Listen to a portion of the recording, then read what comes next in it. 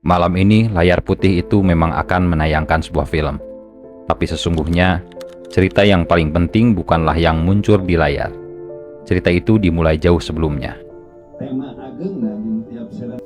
Semua berawal dari sebuah pertanyaan sederhana. Kalau hujan turun nanti, kita berteduh di mana? Pertanyaan itu terdengar sepele, tapi dari sanalah semuanya dimulai. Siap, Jis? Kami tidak punya gedung, tidak punya aula, tidak punya kanopi siap pakai. Yang kami miliki hanyalah beberapa batang bambu, sebidang tanah, dan keinginan agar warga bisa berkumpul dengan nyaman. Lucunya di antara kami tidak ada seorang pun tukang bangunan, tidak ada ahli konstruksi, tidak ada yang pernah membuat saung bambu sebelumnya. Kami hanya memiliki tekad dan beberapa peralatan sederhana. Sebuah gergaji, golok yang bahkan sudah mulai tumpul. Lalu kami berangkat ke kebun bambu. Saat itu kami baru sadar bahwa menebang bambu ternyata tidak semudah yang dibayangkan. Gergaji yang sering tersangkut, potongannya miring, tenaga cepat habis. Bahkan untuk menjatuhkan satu batang bambu saja kami harus berjuang cukup lama. Kadang kami tertawa melihat hasil potongan yang jauh dari kata rapi. Kadang kami saling menyalahkan arah tebang yang keliru. Kadang kami harus mengulang pekerjaan yang sama karena ternyata tidak sesuai ukuran. Tetapi tidak ada yang pulang, tidak ada yang menyerah. Kami tahu yang sedang kami bangun bukan sekedar saung. Kami sedang membangun ruang perjumpaan, tempat orang-orang bisa saling mengenal, tempat warga bisa duduk sejajar, tempat anak muda dan orang tua bisa berbincang tanpa sekat.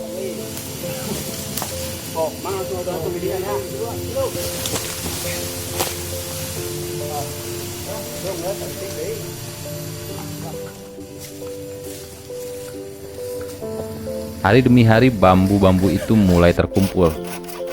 Sebagian orang menebang, sebagian mengangkut, sebagian membersihkan lokasi. Sebagian lagi menyiapkan makanan dan minuman. Tidak semua orang menyumbang tenaga yang sama, tetapi setiap orang menyumbang sesuatu.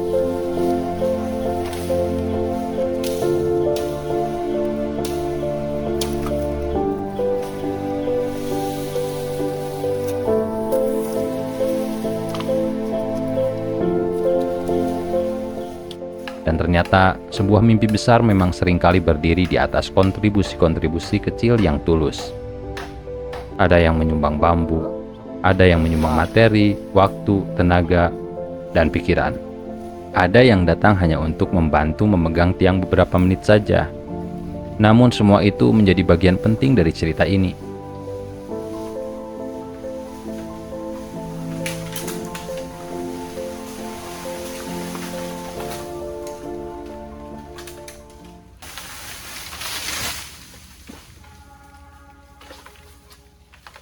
Pengen usaha bangun ya, ngerti kopi wae di kebun.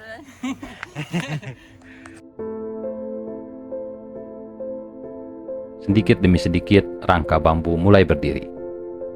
Tali demi tali mulai terikat, tiang demi tiang mulai tegak. Bentuknya mungkin tidak sempurna, sudutnya mungkin tidak presisi. Dan jika dilihat oleh tukang profesional, mungkin masih banyak kekurangannya. Tapi bagi kami, saung itu adalah bukti bahwa gotong royong masih hidup, bahwa keterbatasan bukan alasan untuk berhenti, dan bahwa sesuatu yang sederhana pun bisa menjadi luar biasa ketika dikerjakan bersama-sama.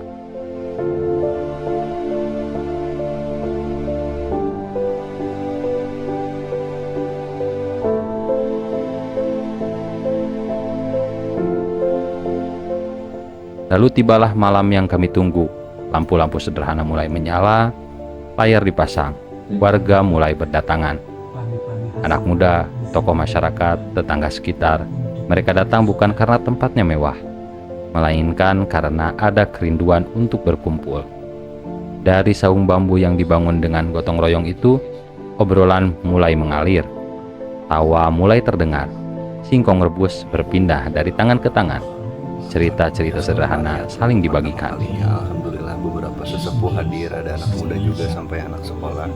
mudah-mudahan jadi langkah awal suatu pergerakan di satu kampung gitu. Yang penting kita ada ruang untuk berkumpul dan berdiskusi dulu. Kita lihat ke depannya akan ada gerakan apa.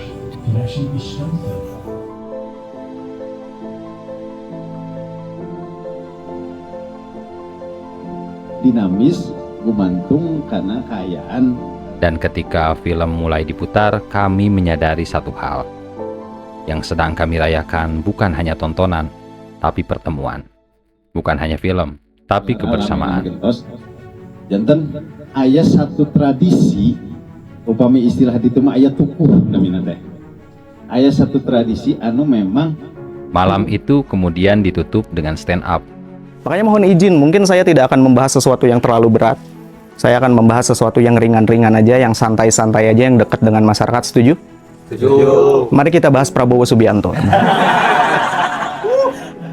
Kami menertawakan kehidupan, menertawakan keadaan, menertawakan keresahan yang sebenarnya kami rasakan bersama.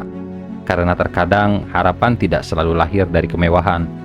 Kadang ia lahir dari tawa sederhana di tengah keterbatasan. Inilah cerita di balik layar bioskop rakyat. Dan perjalanan ini belum selesai.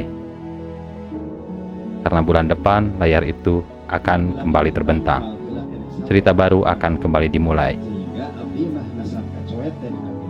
Sampai jumpa di bioskop rakyat berikutnya.